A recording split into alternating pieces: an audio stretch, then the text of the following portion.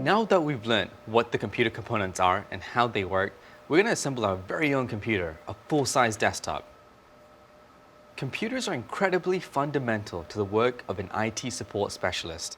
They're used in pretty much every aspect of the job. Aside from work, knowing how to build a computer might inspire you to try all kinds of cool stuff. You could custom build a gaming rig to play the most advanced game at the highest settings, or, like me, make a home media server for all your photos and videos. Knowing how to build a computer is a skill that can be useful in lots of interesting ways.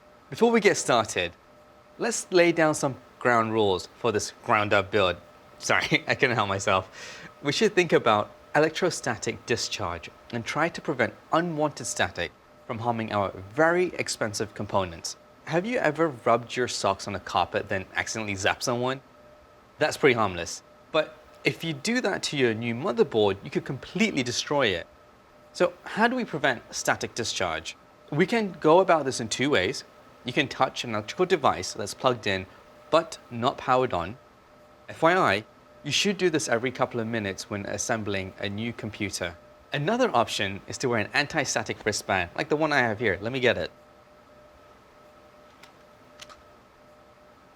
You connect the end of the clip to a unpainted metal surface, like your computer, and then you strap it on to your hands, and voila, you're done. While we're on the subject of anti-static safety, I want to call out that when you buy computer parts, they'll come in anti-static bags to prevent accidental static electricity.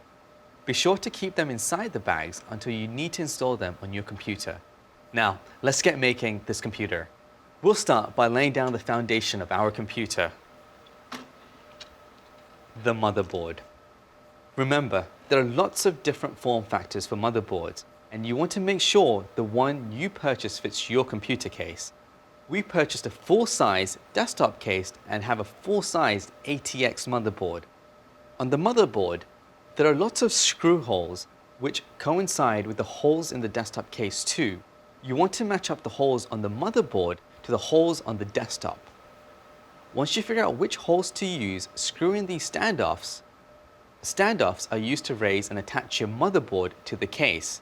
In this instance, our case has built-in standoffs. Let's start adding on components.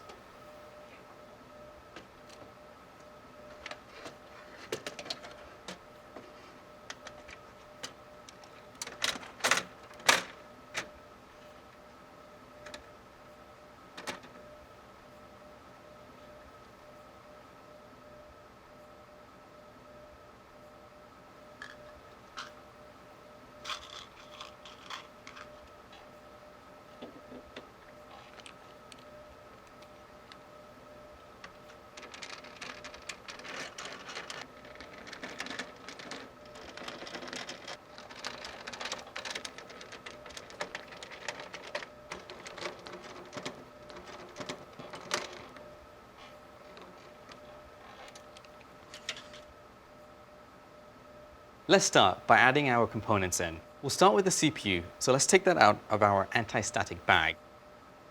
You want to be very careful with these because they're very expensive and you don't want to drop them.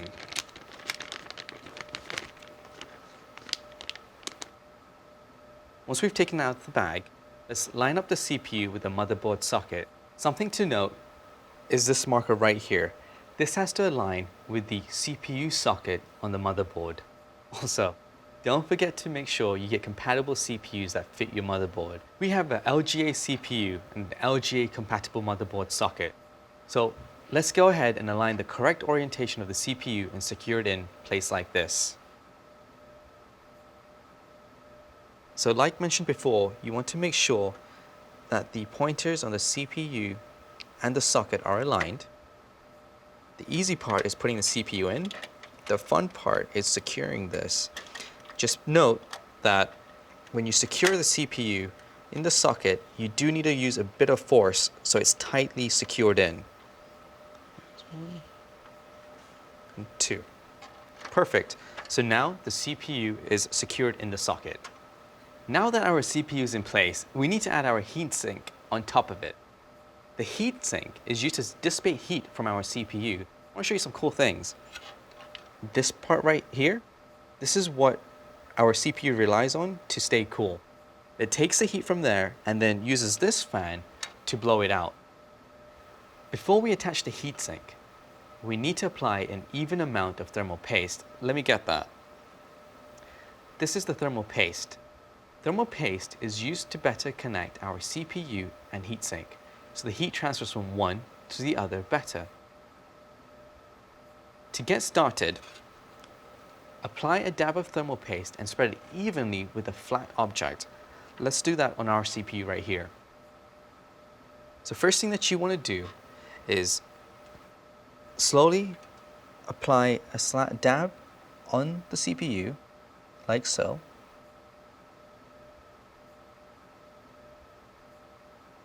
Then with a flat object, apply the thermal paste evenly throughout your CPU. So you go halfway right here, halfway right here, halfway right here, and then halfway right here. Just make sure that I spread evenly throughout the CPU. You may have to do this multiple times to get this correct.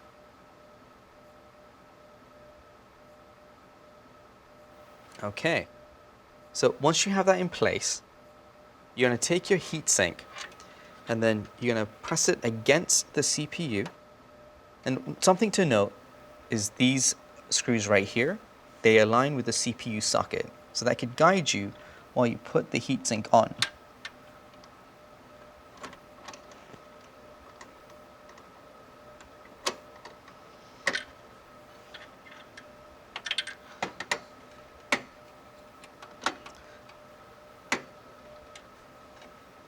Great. Once you have all four sockets aligned, go ahead and get your screwdriver and then tighten down the sockets.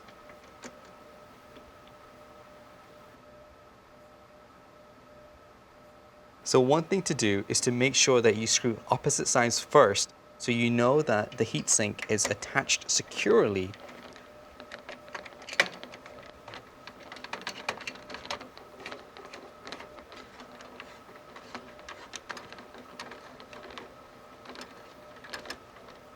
So one thing I like to do again is just to kind of go over my screws to make sure everything is tightened securely.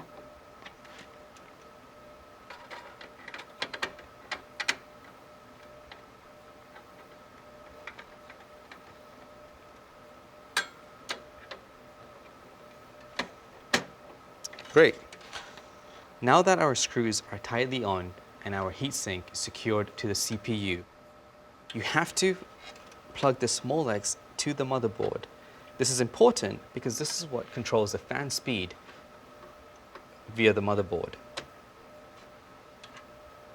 Perfect. So now you've fully installed and connected your CPU to the motherboard.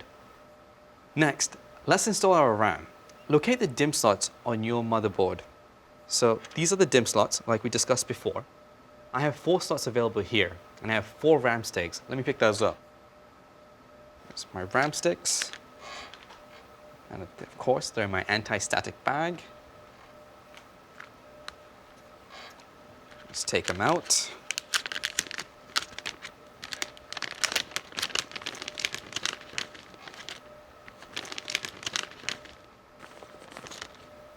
So as mentioned before, this build, we're going to use DDR3 RAM. All right. One thing I like to do before I install my RAM is to make sure that I align these slots with my RAM slots. So that way I'm not going to be forcing those in when it's time to install. So if you see right here, your slots are right in the middle. So something I do is before I put it in, just visually make sure that you got this right, then align the rest of your RAM sticks to the same position, like this. Just want to go like this,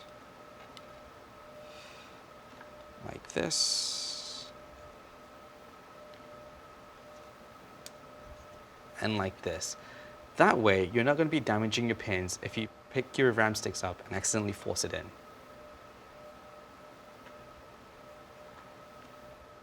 So now we've got that. We're going to put this in this slot right here. Line up the pins correctly and push in the RAM until you hear a click. You know it's secure when both sides of the RAMs are locked in place. And there's something else you should know.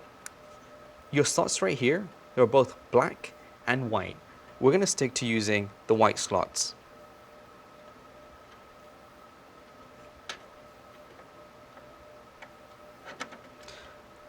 There's two. And we're also going to put this one right here.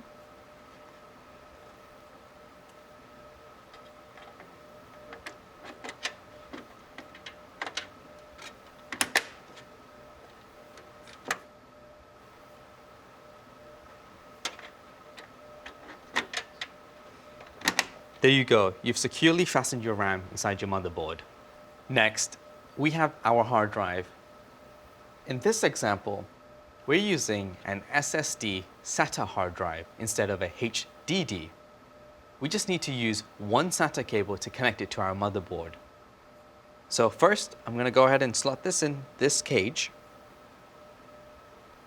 This is going to vary from case to case, but this one's going to be easy. All we have to do is just slide it in like so. And normally you'll hear it click like that. Once that's in, we just need to use one SATA cable to connect our SSD to our motherboard. Let me go and get that. So here we go. Here's a SATA cable. So what I'm going to do is I'm going to connect this end to our SSD. I'm going to connect this end to our motherboard.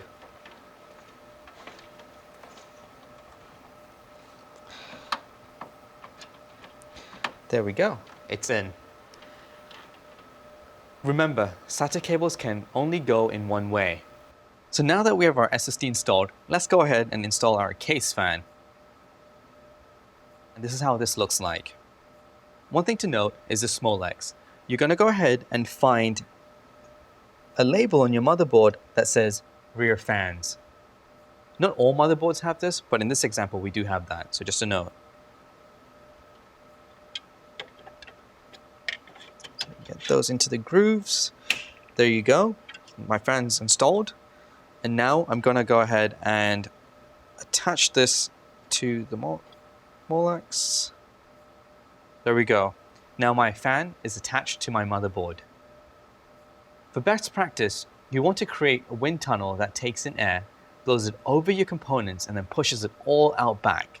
Check out how our heatsink has a fan on it too. That's pretty normal since our CPU generates a lot of heat and we want to help cool it off as best as we can. We're almost done. Now we're going to connect our power and test to see if everything's working. So let's grab our power supply. Here we are. First, let's secure our power supply to our case. Be careful not to damage the motherboard when you install it. What you're going to do is you're going to put this in slowly like that. And then just slide it in. There you go. So one thing I like to do is I like to put my cables all the way up to the side. So like I mentioned before, it's not going to go ahead and damage the motherboard. So now I'm going to go ahead and start securing my power supply. It's always fun getting it. There we go.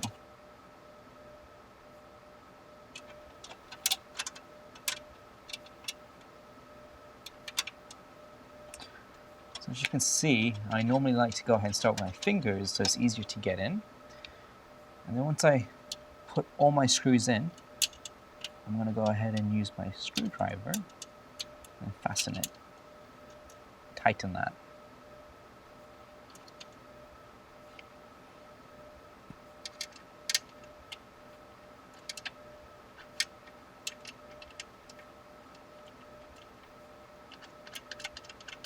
There we go. So let's go ahead and tighten our screws right here. So 1, 2,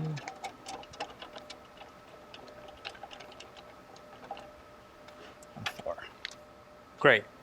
So now we've secured our power supply to the case, so it's not going to move anywhere. And just another note, you can also install the power supply before adding it to the motherboard, depending on how your case is laid out.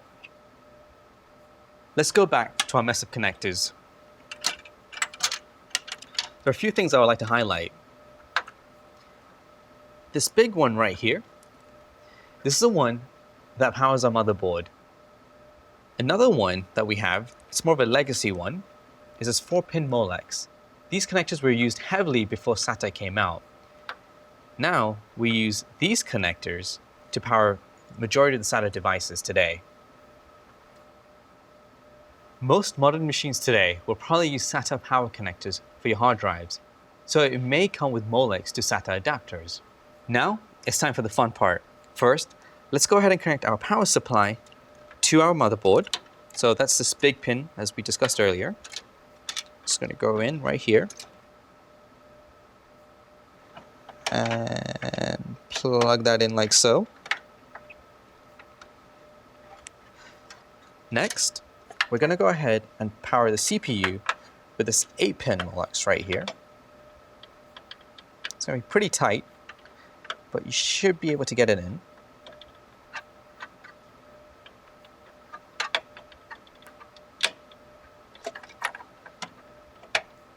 There you go. So what we just did was we have the power supply is powering the motherboard and the CPU. So now that we've hooked up the cable to our CPU and motherboard, next thing that we need to hook up are these cables that are sitting in our case. This is going to vary from case to case, but let's go through it. Some of these cables are used for your case's buttons and lights. So for this one, I'm going to plug these in.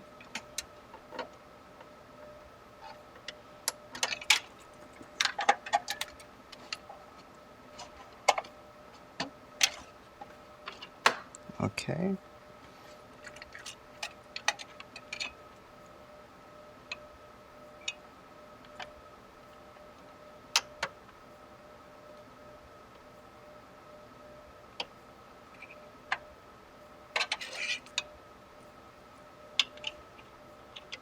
Okay, so our case cables are now secured to our motherboard. One good idea is sometimes your motherboard will come with some guides. This will help you fasten your cables to your motherboard so it's clean and tight on your case. So I'm just going to go ahead and do that right here.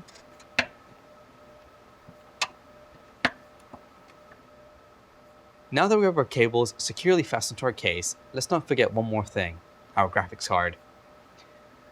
We'll need that so we can output video to our monitor. We're going to plug this graphics card into our PCI Express slot on our motherboard. Just like the RAM, you are going to put a little bit of pressure when you insert this in, so don't feel bad by putting a little bit of pressure and you'll hear it click like this. Once you've done it, you're going to tightly secure it to your case. This is going to vary from case to case. And there you go. Your graphics card has been installed. All right, I think that's it. Let's cover up our computer. First, make sure you take your anti-static bracelet away. Get our case. Put that in like so. And just tug. And that's it.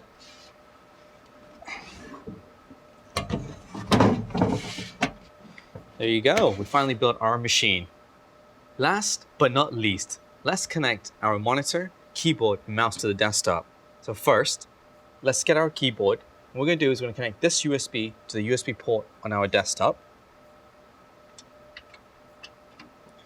Then we're going to get our mouse, do the same thing, connect this to our USB port.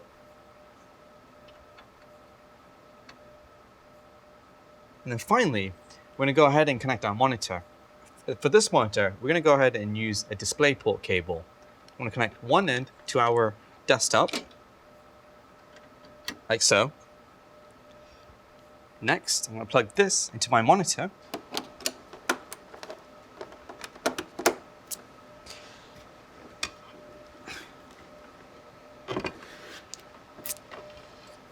All right, this is the most interesting part. Let's see if all this works.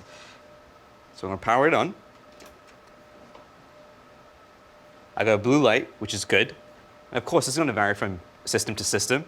Let's see if something shows up on the monitor. So the computer's booting up. Let's see. Okay, it looks like the monitor is receiving signal, which is good. Oh, there we have messages. Success, there we go. It's working, perfect. If you're having issues with your computer not starting up, that's okay. Check that your power supply can supply the correct amount of wattage, or make sure your connectors are in the right place. Oh, what's this? None system disk or disk error. Replace and strike any key when ready. Looks like our disk doesn't have an operating system to boot into. No worries. That's what we'll be discussing in the next set of lessons. We'll learn what an operating system is and what the main operating systems are and how to install one. Well, good job. You've got your computer up and running and it monitors receiving signal. So that's it. Let's take a moment and think about what you just did. Not only did you learn about each component of a computer, but you figured out how they work individually, and then we built one together. It's quite an accomplishment. For your next assignment, we built a widget that will let you assemble a computer digitally, putting all the different parts together. Or if you have all the computer parts already, you can assemble one in real life and then write a short review process of how you did it. If you get stuck, don't worry. Go back and review the different videos covering the various components. I know you can do it. I've had lots of fun teaching you all about hardware. And don't worry, we'll meet again soon when you make it to the System Administration and IT Infrastructure Services course. Next up, my good friend Cindy Quach is going to introduce you to operating systems. Operating systems are absolutely essential in IT, considering that without them, none of this hardware we've discussed would be able to accomplish anything. Tell Cindy I said hi. Congratulations on finishing this lesson from the Google IT Support Certificate. Access the full experience, including job search help, and get the official certificate by clicking the icon or the link in the description. Watch the next lesson in the course by clicking here, and subscribe to our channel for more lessons from upcoming Google Career Certificates.